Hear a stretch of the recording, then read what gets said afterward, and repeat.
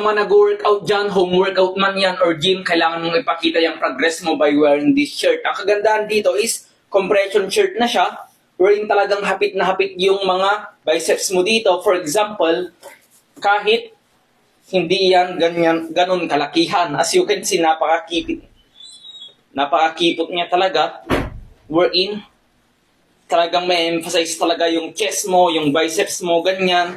Depende kung saan banda yung pinapalaki mong katawan. Pati nga yung mga abs mo dito is talagang fit na rin kung ito yung sinuot mo. As you can see, ganyan siya.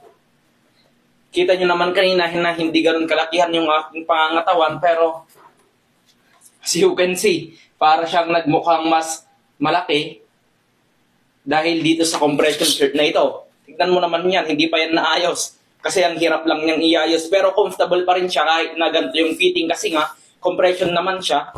Yan, malamig pa rin siya sa katawan. So yan siya. Now, if you're looking forward to buy this one, andyan yung links baba. Check out na ba pang